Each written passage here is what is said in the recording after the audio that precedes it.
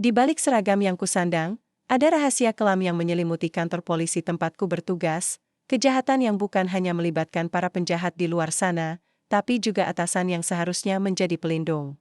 Saat aku mulai menyadari betapa dalamnya jaringan korupsi itu, aku harus memilih, bertahan dalam kebohongan atau melangkah ke jurang bahaya demi kebenaran. Namun, apakah keberanian seorang polisi biasa bisa mengalahkan kekuatan yang tampaknya tak terkalahkan? Pagi itu, langit belum sepenuhnya terang ketika aku, Yudi, melangkah masuk ke kantor polisi yang sudah terasa seperti rumah kedua. Aroma kopi dari kantin kecil di pojok gedung menyergap hidung, bercampur dengan bau kertas dan debu yang menempel. Di meja kerja, suara-suara pelan dari rekan-rekan yang mulai berdatangan menciptakan kesibukan biasa yang hampir rutin. Namun, di balik keramaian itu, ada sesuatu yang mengganjal di hati. Pekerjaan sebagai anggota polisi bukanlah hal mudah. Selalu ada tekanan, tugas yang menuntut, dan tanggung jawab besar menjaga keamanan masyarakat. Tapi belakangan, suasana kantor berubah. Aku bisa merasakan ada bayang-bayang gelap yang menyusup perlahan. Aku tahu, di sini, di tempat ini, sesuatu tak berjalan sesuai jalannya. AKP Alvin Hidayat, atasan yang memimpin kami dengan tangan besi, datang tepat waktu, berjalan tegap. Dengan langkah yakin. Sorot matanya yang tajam menembus ruang kerja, membuat semua yang ada merasa seperti diawasi. Tidak ada ruang untuk kesalahan atau pembangkangan. Perintah datang dan harus dilaksanakan tanpa banyak tanya. Aku melihat beberapa rekanku menunduk. Seakan menghindari tatapan yang bisa menjerat mereka dalam masalah, hari-hariku kini dihiasi dengan kecemasan yang tak mudah diungkapkan. Setiap instruksi dari AKP Alvin membuat perutku berputar tak nyaman. Ada perintah yang membuatku merasa ragu, bahkan takut. Aku tahu, beberapa langkah yang dia minta tak lagi sesuai dengan hukum dan kode etik kepolisian. Tapi, siapa aku untuk melawan? Aku hanyalah salah satu anggota kecil di dalam sistem besar yang sudah terkontaminasi oleh kepentingan pribadi dan keserakahan. Dalam bisikku sendiri, aku bertanya, sampai kapan ini harus berlangsung? Sejauh mana aku bisa bertahan tanpa kehilangan jati diri? Namun, ketakutan akan konsekuensi membuatku diam. Aku tak ingin menjadi korban pertama yang dihabisi oleh sistem ini. Tapi diam pun bukan solusi, aku mencoba mengingat kembali alasan. Mengapa aku memilih jalan ini? Menjadi polisi bukan hanya soal seragam dan pangkat. Ini tentang melindungi, mengayomi, dan menegakkan keadilan. Bukankah aku berjanji pada diriku sendiri untuk menjaga kehormatan itu? Namun, realita berkata lain. Saat jeda pagi, aku duduk di bangku taman kecil di halaman kantor, mencoba menenangkan pikiran yang berkecamuk. Angin dingin menyapu wajah, membawa sedikit ketenangan yang lama kurindukan. Beberapa petugas lalu lalang. Beberapa bercanda ringan, tapi aku tetap merasa terasing di antara mereka. Ada jarak yang tak bisa kuhapus, jarak antara diriku dan kenyataan yang sedang kutangani. Kantor polisi ini seharusnya menjadi benteng terakhir untuk keadilan, bukan tempat di mana moral dilanggar dan kesalahan disembunyikan. Namun, aku tahu, selama AKP Alvin masih memimpin, bayang-bayang korupsi dan ketidakadilan akan terus membayangi kami semua. Aku teringat pesan dari ayahku, yang dulu juga seorang polisi. Yudi, ingat selalu, kebenaran itu seperti cahaya dalam kegelapan. Jangan biarkan dirimu terjebak oleh bayang-bayang yang menyesatkan. Pesan itu kini menjadi pelita kecil di dalam hatiku. Aku harus mencari cara untuk mengubah keadaan, untuk membawa terang ke dalam gelap yang membelenggu ini. Meski aku tahu jalan itu penuh risiko, aku tak punya pilihan lain selain melangkah maju. Saat aku berdiri kembali, aku menatap gedung kantor dengan pandangan berbeda. Ini bukan hanya tempat kerja, tapi medan perang yang harus kuhadapi. Dengan langkah mantap, aku kembali masuk ke dalam ruangan, siap menghadapi hari yang mungkin akan penuh dengan ujian. Dan aku tahu, ini baru permulaan, suasana kantor mulai berubah seiring waktu berlalu. Perintah yang datang dari AKP Alvin tak lagi sekadar perintah biasa. Mereka membawa beban moral yang berat dan membelenggu pikiran. Hari itu, aku menerima instruksi yang membuat jantung berdebar lebih cepat dari biasanya di ruang rapat yang sempit. Dan penuh bau rokok, AKP Alvin berdiri dengan ekspresi dingin. Kalian tahu apa yang harus dilakukan, suaranya rendah tapi tegas. Tidak ada ruang untuk kesalahan, apalagi rasa ragu. Aku menatap wajah-wajah rekan-rekan yang duduk di sekeliling meja. Ada yang terlihat tegang, beberapa menunduk tanpa berkata. Aku tahu mereka juga merasakan beban yang sama. Namun, siapa berani melawan, perintah itu mengarah pada tindakan yang melanggar hukum. Aku tahu bahwa jika kami melakukannya, Kami bukan lagi penjaga keadilan, melainkan pelaku kejahatan yang memakai seragam polisi sebagai kedok. Sebuah kenyataan pahit yang sulit diterima. Hatiku bergemuruh saat aku mencoba mencerna apa yang harus kulakukan. Aku merasakan gelisah yang membakar di dada, mencampur rasa takut dan kemarahan. Apakah ini benar yang disebut pengabdian? Mengorbankan segala sesuatu demi kepentingan pribadi atasan? Aku teringat kembali pelatihan dan janji suci yang kami ucapkan saat menjadi polisi. Mengayomi masyarakat, menegakkan hukum tanpa pandang bulu. Tapi sekarang, aku dihadapkan pada kenyataan yang bertolak belakang. Aku merasa terkoyak di antara dua dunia. Setelah rapat selesai, aku berdiri di lorong yang sepi, mencoba mengumpulkan keberanian. Langkah kaki terasa berat, seolah dunia menekan bahuku. Aku tahu harus memilih, tapi pilihan itu bukanlah perkara mudah. Di balik pintu, suara tawa sinis AKP Alvin masih terngiang. Dia memerintah dengan kekuasaan, menggunakan ketakutan sebagai senjata. Aku tahu, melawan berarti mempertaruhkan karir, bahkan nyawa. Hari-hari berikutnya diwarnai dengan dilema yang terus menghantui. Aku berusaha menjalankan tugas tanpa meninggalkan jejak yang bisa mengancamku. Namun, semakin aku mencoba menahan, semakin aku merasa tenggelam dalam pusaran yang gelap. Beberapa rekan mulai menunjukkan tanda-tanda putus asa. Ada yang berhenti mengeluh dan pasrah, ada pula yang mulai menyusun strategi diam-diam. Aku tahu, aku tidak sendirian dalam perasaan ini. Namun, keberanian untuk bertindak masih menjadi penghalang terbesar. Malam itu, aku duduk di meja kerja sendirian, memandang layar komputer yang menyala redup. Pikiran tentang perintah-perintah yang kujalankan membuatku kehilangan tidur. Setiap detik aku dihantui pertanyaan, apakah aku akan menjadi bagian dari kebusukan ini? Ataukah aku mampu mencari jalan keluar? Aku merasakan beratnya tanggung jawab. Young Cubicle. Bukan hanya untuk diriku, tapi untuk semua yang mengandalkan kami. Aku teringat pada wajah-wajah masyarakat yang pernah kubantu, pada senyum kecil yang pernah kuberi sebagai tanda harapan. Semua itu menjadi alasan kenapa aku harus berjuang. Tidak peduli betapa sulitnya, aku harus mencari celah untuk bertahan dan menegakkan kebenaran. Namun, di saat aku mulai merancang langkah, aku sadar risiko yang menghadang bisa jauh lebih besar dari yang kukira. Tapi jika bukan aku, siapa lagi yang akan berdiri melawan bayang-bayang kelam ini? Hari-hari berlalu dengan beban yang terasa makin berat di pundakku. Kantor polisi, yang dulu kupandang sebagai tempat untuk menegakkan keadilan, kini berubah menjadi ladang konflik batin yang terus menggancui. Perintah demi perintah yang keluar dari mulut AKP Alvin tak hanya menodai institusi, tetapi juga meremukkan semangat kami yang masih tersisa. Namun, aku tak bisa tinggal diam. Ada sesuatu di dalam diri yang terus memanggil, suatu suara kecil yang menuntut agar aku bangkit dan mencari kebenaran, walau jalan itu penuh risiko. Aku tahu, aku tak sendirian merasakan hal ini. Suatu sore, ketika hari mulai meredup dan kantor mulai lengang, aku menemui Arif, salah satu rekanku yang selama ini terlihat paling pendiam. Kami berdua menyelinap ke ruang arsip yang terpisah dari ruang utama. Di sana, suasana terasa sunyi, hanya suara detak jam dinding yang mengisi ruang.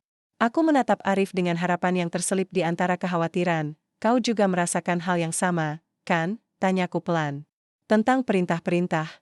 Yang tidak benar itu. Dia mengangguk perlahan, wajahnya yang biasanya dingin kini tampak serius. Aku juga merasa tidak nyaman, Yudi.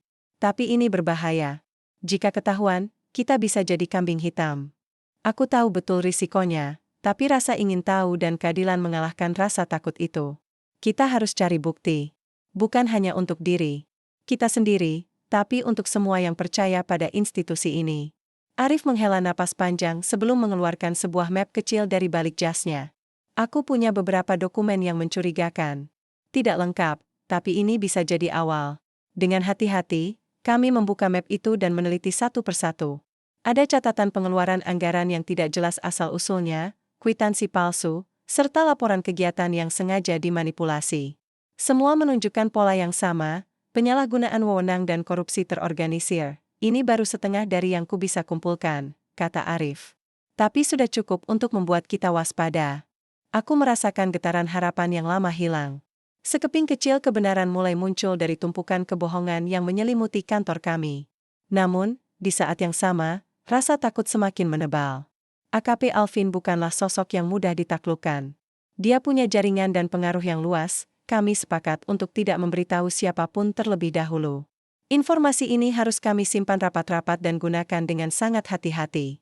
Kesalahan kecil bisa berakibat fatal. Keesokan harinya, aku kembali ke pos jaga dengan pikiran yang tak tenang. Selalu ada perasaan waspada, seperti ada mata yang mengawasi dari balik bayang-bayang. Namun, aku tahu aku harus tetap bertindak. Saat aku melangkah ke ruang kerja, aku melihat beberapa anggota lain berbicara dalam bisik-bisik. Aku mendekat perlahan, mencoba menangkap apa yang mereka bicarakan. Sudah ada yang mulai bergerak, tapi masih ragu-ragu, ujar salah satu suara. Kalau ketahuan, siap-siap saja. Aku menyadari bahwa ketidakpuasan di antara kami sudah mulai tumbuh. Mungkin aku tidak sendirian dalam perjuangan ini. Namun, kami semua terperangkap dalam lingkaran ketakutan yang sama. Malam itu, aku menulis catatan panjang tentang semua yang telah terjadi. Aku mencatat setiap perasaan, ketakutan, dan harapan yang bergejolak di dalam dada. Tulisan itu menjadi saksi bisu dari perjuangan yang belum berujung. Di tengah kebisuan malam, aku termenung. Dunia ini terasa penuh dengan kegelapan. Tapi aku percaya bahwa kebenaran memiliki kekuatan untuk menerangi. Aku berjanji pada diri sendiri, tidak akan membiarkan kejahatan merajalela tanpa perlawanan. Namun, aku tahu aku harus berhati-hati. Setiap langkah yang kuambil bisa menentukan nasibku dan mereka yang kupercayai. Jalan ini bukan hanya tentang keberanian, tapi juga tentang kebijaksanaan dan strategi. Aku memutuskan untuk terus mengumpulkan informasi secara diam-diam, membangun jaringan kecil yang bisa dipercaya. Dalam hati, aku berharap suatu hari nanti, sekeping kebenaran ini bisa menjadi batu fondasi bagi perubahan yang nyata. Sementara itu, di balik segala tekanan dan ketidakpastian, aku berusaha menjaga semangat agar tetap menyala. Meski badai mengancam, aku yakin cahaya itu akan datang, dan aku harus menjadi salah satu yang menyalakannya. Kegelisahan yang menggerogoti pikiranku tak pernah berhenti sejak aku dan Arif mulai menyelidiki lebih dalam. Setiap dokumen, setiap petunjuk yang kami temukan, seperti potongan teka-teki yang bertebaran, menunggu untuk dirangkai menjadi gambar yang utuh. Namun, semakin jauh aku menyelam ke dalam, semakin jelas bahwa korupsi yang melingkupi kantor ini jauh lebih dalam dan rumit daripada yang kubayangkan. Hari itu, aku menyelinap ke ruang arsip utama dengan hati-hati. Suara detak langkahku bergema. Pelan di lorong sepi. Di dalam sana, aku tahu banyak berkas penting tersimpan, dokumen-dokumen yang mungkin menjadi kunci untuk membuka kedok kebusukan yang selama ini tersembunyi. Kupandangi tumpukan map yang berdebu, lalu mulai memilah satu persatu dengan tangan gemetar. Aku tahu waktu tidak berpihak, dan setiap detik aku habiskan di sini berisiko ketahuan. Tapi rasa penasaran dan tanggung jawab jauh lebih besar dari rasa takut yang mengekang. Di antara lembar-lembar laporan kegiatan dan catatan pengeluaran, aku menemukan sesuatu yang berbeda, laporan keuangan rahasia dengan angka-angka yang tidak sesuai dengan data resmi. Ada sejumlah besar uang yang hilang, tanpa jejak jelas, mengalir ke rekening yang sulit dilacak. Aku menyalin beberapa bagian dengan cepat, mencoba mengingat semua detailnya. Di sanalah, jejak yang tersisa, sekeping bukti yang mungkin bisa menjatuhkan AKP Alvin dan kroninya. Namun, saat aku hendak keluar, bayangan seseorang melintas di ujung koridor. Jantungku berdegup kencang, dan aku bersembunyi di balik rak arsip. Nafasku memburu, telinga menyesuaikan dengan suara langkah yang semakin dekat. Untungnya, orang itu hanya lewat dan tak menyadari keberadaanku. Keluar dari ruang arsip dengan jantung masih berdebar, aku berjanji pada diri sendiri untuk lebih berhati-hati. Aku tahu, semakin dalam aku menggali, semakin besar pula bahaya yang mengintai. Beberapa hari kemudian, aku bertemu kembali dengan Arif untuk membahas temuan terbaru. Kami duduk di sebuah kafe kecil yang jarang dikunjungi, berbicara dengan suara rendah agar tak terdengar oleh siapapun. Aku rasa ini sudah cukup untuk mulai menghubungkan titik-titiknya, ujarku sambil meletakkan dokumen di atas meja. Wang, itu pasti digunakan untuk kepentingan pribadi, dan semua ada hubungannya dengan perintah-perintah gelap yang kita terima. Arif mengangguk, wajahnya serius. Kita harus hati-hati. Jika salah langkah, kita bisa jadi korban. Tapi kalau tidak bertindak, siapa lagi yang akan melawan? Pertanyaan itu menggema di kepalaku. Aku tahu, ini bukan hanya tentang melawan seorang atasan korup, tapi tentang sistem yang memungkinkan kebusukan itu terus berlanjut. Hari-hari berikutnya kuhabiskan untuk memantau gerak-gerik AKP Alvin. Setiap pertemuan rahasia, setiap transaksi mencurigakan, aku catat dengan seksama. Perlahan, aku merasakan bagaimana jaringan korupsi itu terbentuk seperti jaring laba-laba yang sulit ditembus. Namun, tidak semua rekan sepemikiranku. Beberapa di antaranya malah semakin tunduk dan membiarkan diri terjerat dalam permainan kotor itu. Aku sering melihat mereka pulang dengan wajah pucat, mata yang kehilangan cahaya, tanda mereka telah menyerah pada keadaan. Aku tidak ingin berakhir seperti itu. Suatu sore, saat aku sedang menyiapkan laporan kecil di mejaku, datang seorang senior yang selama ini kuanggap sebagai sosok bijak dan berhati-hati. Dia menatapku dengan pandangan serius. "Yudi, aku tahu kau mencoba melakukan sesuatu yang besar," katanya pelan. "Tapi ingat, lawanmu bukan hanya orang itu. Sistem di sini sudah sangat kuat dan berakar." Aku mengangguk, mencoba menyimpan rasa takut. "Aku tahu, Pak. Tapi aku harus mencoba. Ini bukan hanya tentang aku, tapi tentang semua orang yang berharap pada kami." Dia tersenyum kecil, kemudian menepuk pundakku. "Jangan sampai kau kehilangan dirimu sendiri di tengah pertarungan ini." Kata-katanya seperti pengingat bahwa aku harus tetap waspada, menjaga diri sekaligus hati. Aku tahu perjuangan ini panjang dan tidak mudah. Namun, jejak yang tersisa ini memberiku kekuatan baru. Malam tiba, dan aku duduk termenung di kamar.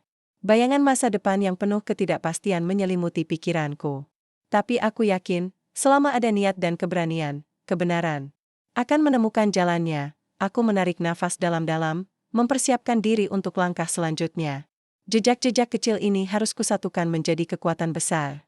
Demi institusi yang kupuja, demi masyarakat yang layak mendapatkan perlindungan sejati, aku berjanji tidak akan berhenti hingga cahaya terang mengusir bayang-bayang kelam, hari-hari terakhir membawa pergulatan batin yang tak kunjung usai.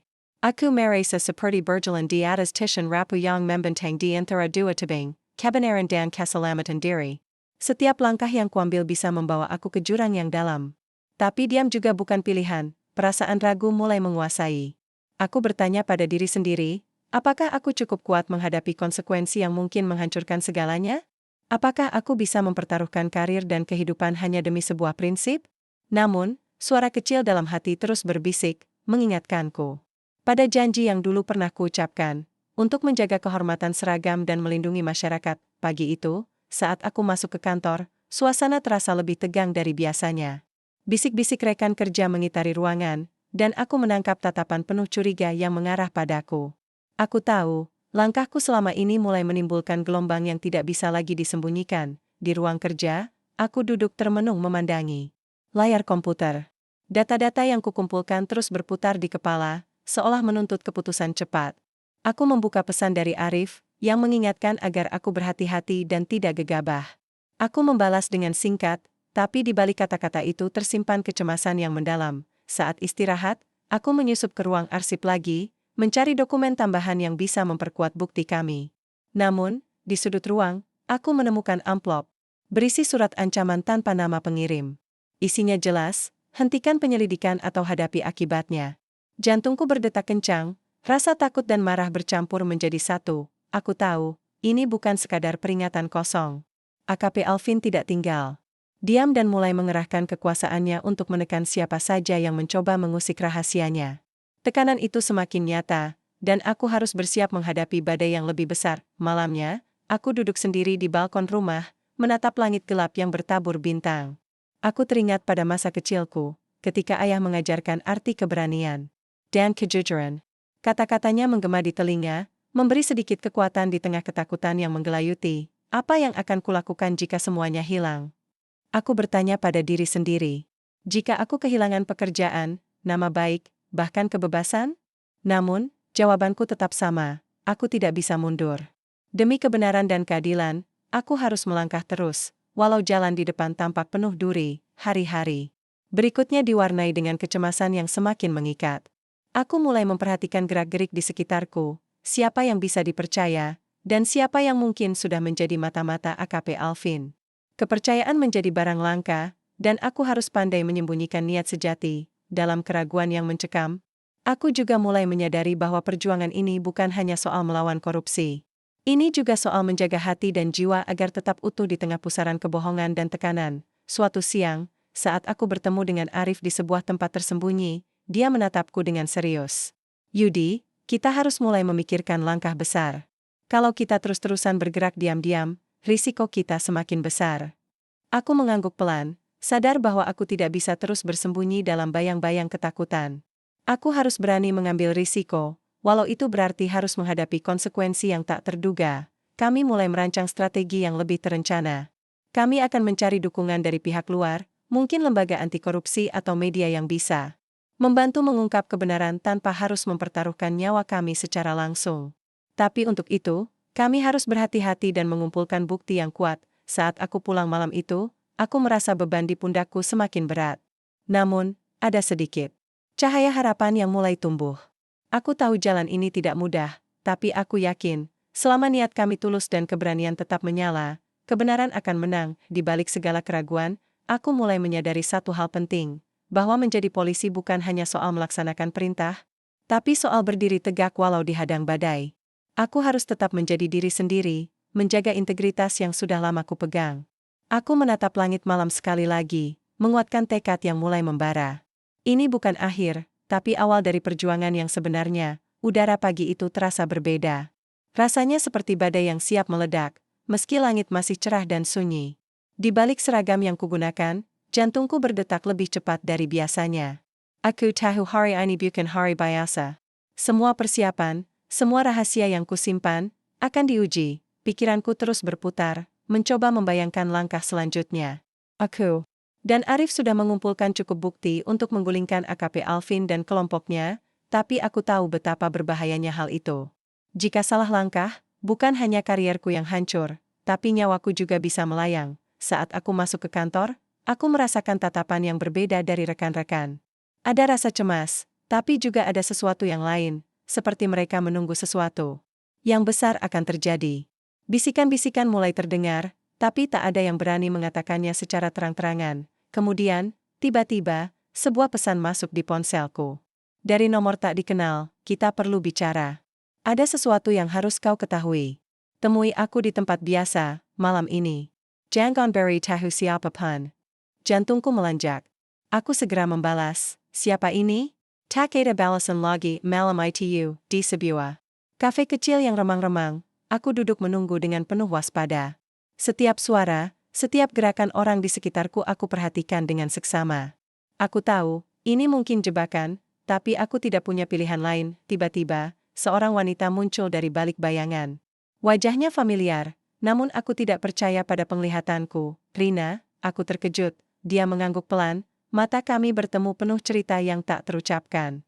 Rina, mantan pacarku yang kini anggota TNI, yang aku dengar sedang ditugaskan di daerah ini untuk membantu penegakan hukum. Kau di sini karena hal yang sama, bukan? Tanyaku hati-hati. Dia mengangguk lagi, lalu meletakkan sebuah amplop di atas meja. Ini bukti yang aku dapatkan.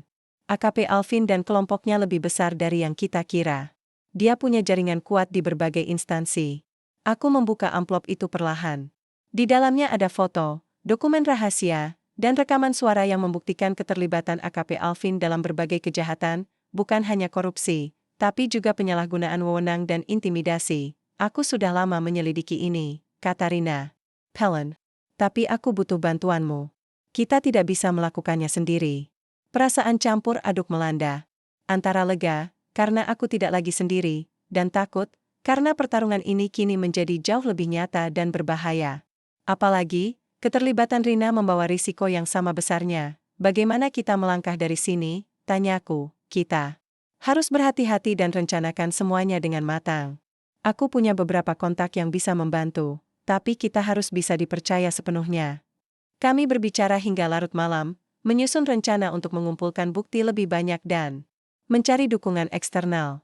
Aku merasa beban yang selama ini kupegang mulai terbagi, tapi tekanan juga bertambah. Namun, tak lama setelah pertemuan itu, aku mulai merasakan sesuatu yang aneh.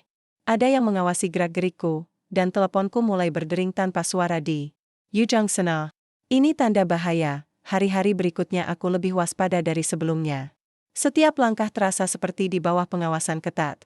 Bahkan di kantor, suasana menjadi kaku dan penuh ketegangan.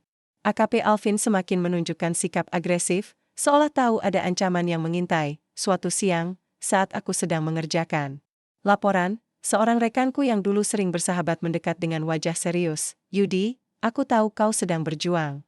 Tapi hati-hati, mereka mulai mencium ada yang tidak beres. Kata-katanya adalah peringatan, sekaligus pengingat bahwa aku tidak bisa lengah. Ketika malam tiba, aku duduk di meja kerja, menatap dokumen dan rekaman yang kami kumpulkan. Semua bukti ini bukan hanya sekedar angka dan kata, tapi harapan. Untuk membersihkan institusi yang kucintai dan melindungi masyarakat yang selama ini kami layani. Namun, aku tahu, pertempuran ini baru saja dimulai. Di luar jendela, hujan turun perlahan, seakan mengiringi langkah berat yang harus aku jalani. Aku menghela napas, menyusun tekad yang lebih kuat dari sebelumnya. Apapun risiko yang menghadang, aku siap menghadapi. Karena keadilan dan kebenaran harus menang, walau harus berjuang di tengah badai. Sejak pertemuan malam itu dengan Rina, segala sesuatunya berubah. Aku merasa setiap langkahku diawasi, setiap kata yang kuucapkan bisa menjadi senjata melawan diriku sendiri. Namun, tekadku untuk melawan AKP Alvin tidak pernah surut. Justru, ancaman yang kian nyata itu membuatku semakin waspada dan siap berjuang. Pagi itu, aku tiba lebih awal di kantor, mencoba menyusup di antara keramaian yang belum penuh. Pikiranku terfokus pada rencana yang harus segera kami jalankan. Aku tahu, semakin lama kami menunda, semakin besar risiko yang kami hadapi. Tak lama kemudian, Arif datang dengan wajah yang tidak seperti biasanya. Dia tampak gelisah, mata penuh kecemasan. Yudi, aku baru dapat informasi dari salah satu kontak kita. Sepertinya AKP Alvin sudah mencurigai adanya pengkhianatan di lingkungannya. Rasa dingin menjalar ke seluruh tubuhku. Apa yang harus kita lakukan? Arif menghela napas panjang. Kita harus lebih hati-hati. Jangan lakukan komunikasi lewat telepon atau email. Semua harus bertemu langsung, tapi di tempat yang aman. Aku mengangguk, mencoba mengatur napas yang terasa sesak. Hari-hari berikutnya, aku dan Arif membatasi komunikasi dan gerakan. Semua pertemuan dengan Rina dan kontak-kontak lain dilakukan secara tertutup, di lokasi berbeda yang sudah kami pilih dengan hati-hati. Namun, meskipun kami berusaha berhati-hati, tekanan dari kantor semakin nyata. Aku mulai merasakan perubahan sikap. Beberapa kolega, ada yang menghindar, ada yang diam-diam mengawasi, bahkan ada yang terang-terangan menyindir dan memperingatkan aku agar berhenti. Suatu siang, saat aku sedang mengambil berkas di ruang arsip, seorang rekan yang biasanya ramah mendekat. Matanya kosong dan penuh ketegangan. Yudi, kau harus berhenti. Ini bukan hanya soal pekerjaan, ini soal nyawamu, katanya pelan. Aku menatapnya lama.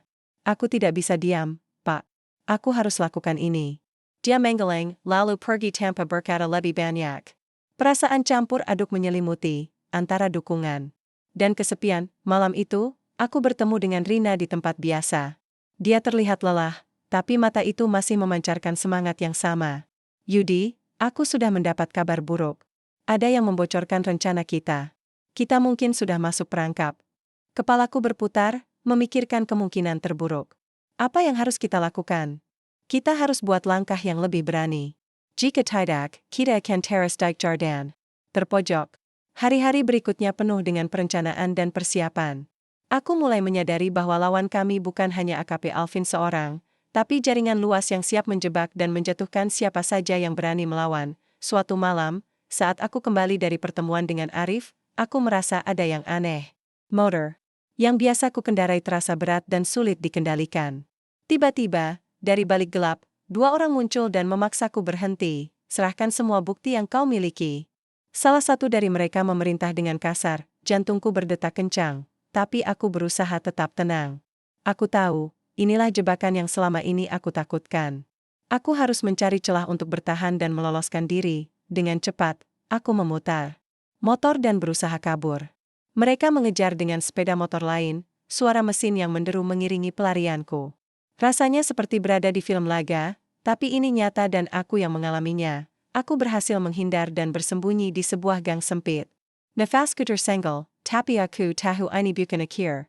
Ini justru tanda bahwa aku sudah semakin dekat dengan titik kritis. Beberapa hari kemudian, aku mendapat pesan rahasia dari Rina.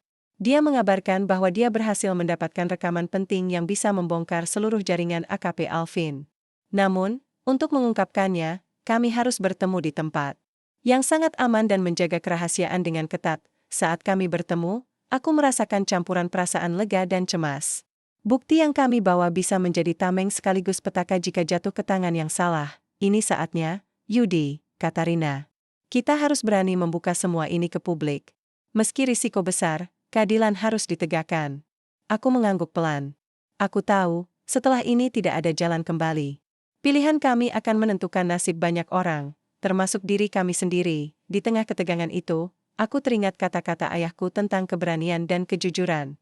Aku menarik napas dalam-dalam, mempersiapkan diri untuk melangkah ke babak baru dalam perjuangan ini. Malam itu, udara terasa mencekam, seolah alam pun ikut menahan napas.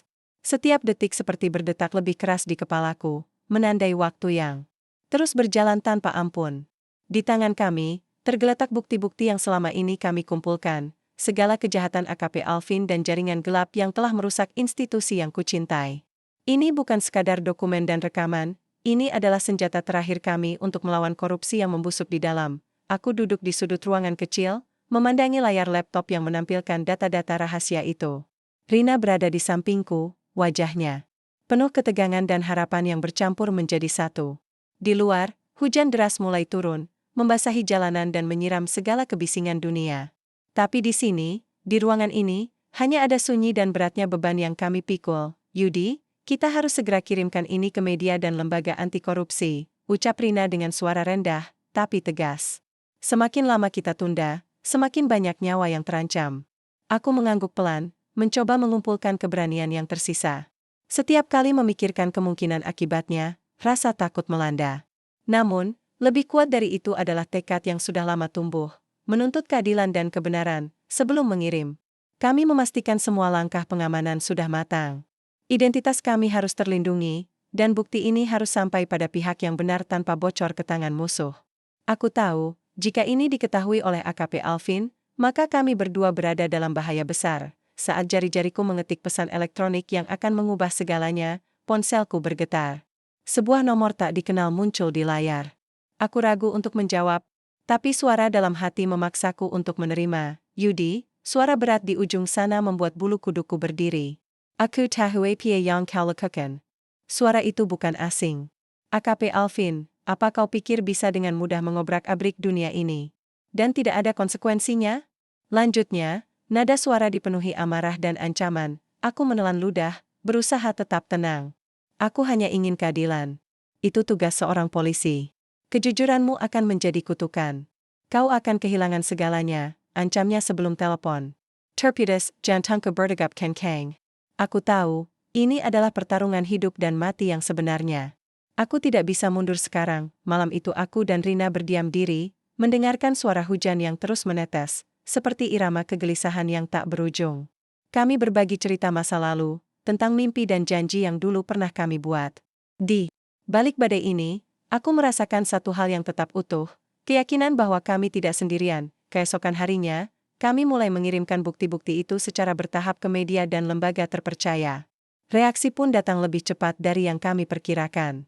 Berita tentang skandal korupsi yang melibatkan AKP Alvin mulai merebak di berbagai platform. Tangisan kebenaran mulai mengoyak tembok-tembok kebohongan yang selama ini dibangun. Namun, ancaman tidak berhenti. Malam berikutnya, rumahku disatroni orang tak dikenal. Aku berhasil meloloskan diri dengan luka kecil, tapi itu menjadi peringatan keras bahwa musuh kami semakin brutal. Aku menyadari bahwa perjuangan ini bukan hanya soal melawan korupsi, tapi juga soal bertahan hidup. Aku harus lebih waspada, lebih pintar, dan lebih kuat. Pertemuan dengan Rina semakin intens dan penuh rahasia. Kami membagi tugas, dia mengurus kontak media dan jaringan di luar, aku menjaga bukti dan mencari tahu gerakan musuh. Di tengah ketegangan, aku mulai merasakan sesuatu yang lebih dalam terhadap Rina, perasaan yang lama terpendam muncul kembali. Tapi waktu tidak berpihak bagi kami untuk membuka hati. Suatu sore, saat kami berdiskusi di sebuah kafe tersembunyi, aku melihat tatapan Rina yang berbeda. Yudi, aku tak ingin kita kehilangan lebih banyak hal. Tapi kita harus siap, apapun yang terjadi. Aku menggenggam tangannya, berusaha memberikan kekuatan. Aku juga tidak ingin kehilanganmu. Kami tahu, badai ini belum berakhir. Tapi bersama, kami lebih siap untuk melaluinya. Puncak konflik mulai memuncak saat media mulai menuntut tanggapan dari AKP Alvin dan atasannya. Balasan dari pihak kepolisian pun mulai memanas, dengan upaya keras menutup skandal ini. Tekanan terhadap kami berdua semakin berat. Suatu malam, aku mendapat kabar bahwa Rina ditahan untuk dimintai keterangan. Jantungku hancur mendengar berita itu. Aku tahu ini langkah licik untuk mematahkan semangat kami. Dengan segala keberanian yang tersisa, aku merencanakan langkah untuk membebaskan Rina dan memastikan kebenaran tetap bersinar. aku menatap langit. Malam, hujan masih turun deras, membasuh segala luka. Di dalam hati, aku tahu satu hal pasti, perjuangan ini belum selesai. Dan aku siap bertarung sampai titik darah penghabisan, demi keadilan dan cinta yang kami perjuangkan. Malam itu, saat aku menerima kabar bahwa Rina ditahan, rasanya seluruh dunia runtuh di hadapanku. Suara deru hujan di luar jendela terasa seperti tangisan kesedihan yang menggema di dalam dadaku. Aku duduk terpaku, menatap ponsel yang masih memancarkan pesan singkat itu. Bagaimana mungkin? Rina, wanita yang selama ini menjadi teman perjuangan sekaligus kekuatan, kini terjebak dalam jeratan musuh. Namun, aku tidak punya waktu untuk menyerah atau tenggelam dalam kesedihan. Aku harus bergerak cepat, mencari cara untuk membebaskannya dan tetap melanjutkan perjuangan kami. Aku tahu, ini bukan sekadar soal hukum atau proses birokrasi, tapi pertempuran nyata melawan sistem yang sudah korup dan penuh tipu daya. Pagi itu, aku datang ke kantor polisi dengan langkah berat, membawa serta niat yang kuat. Aku harus menghubungi pengacara, mencari celah hukum, dan yang terpenting, tetap menjaga rahasia agar rencana kami tidak bocor ke pihak yang salah. Setiap sudut kantor itu terasa dingin, penuh dengan tatapan yang penuh curiga dan permusuhan tersembunyi. Aku mengingat kembali pertemuan terakhir dengan Rina, tatapan matanya yang penuh keteguhan dan harapan, sekaligus kekhawatiran yang tak terucapkan. Aku tahu, dia pasti kuat, tapi aku juga tahu dia butuh aku. Hari-hari berikutnya aku sibuk mengumpulkan bukti, berkomunikasi dengan kontak terpercaya di luar institusi, dan merancang strategi agar Rina bisa segera dibebaskan. Di balik itu, aku juga harus berhati-hati terhadap segala bentuk pengawasan dan serangan yang bisa datang kapan saja. Suatu malam, aku menerima sebuah paket tanpa alamat pengirim. Di dalamnya ada sebuah flash disk berisi rekaman video dan dokumen yang lebih mengerikan daripada yang pernah aku bayangkan. Di sana, terlihat bukti bahwa AKP Alvin dan beberapa oknum tinggi lainnya tidak hanya korup, tapi juga terlibat dalam praktik kriminal yang jauh lebih serius. Mereka menggunakan kekuasaan untuk menekan, mengancam, bahkan menghilangkan siapa saja yang berani melawan. Mataku berkaca-kaca saat menonton rekaman itu. Ini bukan lagi sekadar pertarungan moral, tapi juga soal hidup dan mati. Aku tahu, jika ini sampai tersebar luas, maka guncangan yang akan terjadi akan mengguncang seluruh negeri. Aku berjanji pada diri sendiri, bahwa aku tidak akan membiarkan Rina dan semua korban lain menderita sia-sia. Aku harus melawan, sampai titik terakhir. Hari pembebasan Rina menjadi momen yang sangat menentukan. Dengan bantuan pengacara dan dukungan dari jaringan media, aku berjuang keras agar proses hukum yang menjerat Rina bisa dibalik. Namun, musuh-musuhku tidak tinggal diam. Mereka melakukan segala cara agar aku dan Rina terjebak dalam kebohongan dan fitnah. Di luar kantor pengadilan, aku berdiri di bawah hujan, menunggu kabar yang akan mengubah segalanya. Rasanya seperti badai dalam hatiku sendiri yang sedang mengamuk. Antara harapan dan ketakutan. Aku tahu, ini adalah ujian terakhir kami. Saat akhirnya keputusan itu keluar, aku merasakan beban yang selama ini menghimpit sedikit terangkat. Rina dinyatakan bebas dengan alasan tidak cukup bukti. Namun, kami tahu ini bukan akhir, melainkan awal dari babak baru. Kembali ke rumah, aku dan Rina berbicara panjang lebar. Kami sepakat bahwa perjuangan ini masih panjang dan tidak mudah. Tetapi, dengan bukti baru dan dukungan yang mulai tumbuh, kami memiliki harapan lebih besar untuk membersihkan institusi dan mengungkap kebenaran kepada publik. Di tengah malam, aku menatap langit yang mulai cerah, bintang-bintang mulai muncul satu per satu. Rasanya seperti cahaya kecil yang menuntun kami keluar dari kegelapan. Perjuangan kami belum selesai. Api dalam diri kami tetap menyala, membakar segala ketidakadilan yang kami hadapi, dan aku tahu, selama api itu masih hidup, harapan akan selalu ada. Hari-hari setelah pembebasan Rina terasa seperti perjalanan menapaki lorong gelap menuju cahaya. Luka-luka yang kami alami masih membekas, tapi semangat untuk memperjuangkan kebenaran justru semakin membara. Kini, bukan hanya tentang kami berdua, ini tentang seluruh institusi yang selama ini tercemar oleh korupsi dan ketidakadilan. Aku dan Rina memutuskan untuk tidak lagi bekerja sendiri. Kami mulai membangun jaringan yang lebih luas, menghubungkan diri dengan organisasi anti korupsi, aktivis, dan media yang peduli akan perubahan. Setiap bukti yang kami miliki kami publikasikan secara bertahap, dengan harapan membuka mata masyarakat dan memaksa pihak berwenang bertindak. Pekerjaan ini tidak mudah. Kami sering mendapat tekanan, ancaman, bahkan intimidasi dari kelompok yang tidak ingin rahasia mereka terbongkar. Namun, Dukungan yang datang dari masyarakat dan rekan sejawat yang mulai sadar akan pentingnya integritas memberi kami kekuatan. Di tengah perjuangan itu, aku sering teringat percakapan dengan Rina beberapa bulan lalu, saat kami berjanji untuk selalu menjaga satu sama lain dan tidak menyerah walau seberat apapun badai yang menghadang.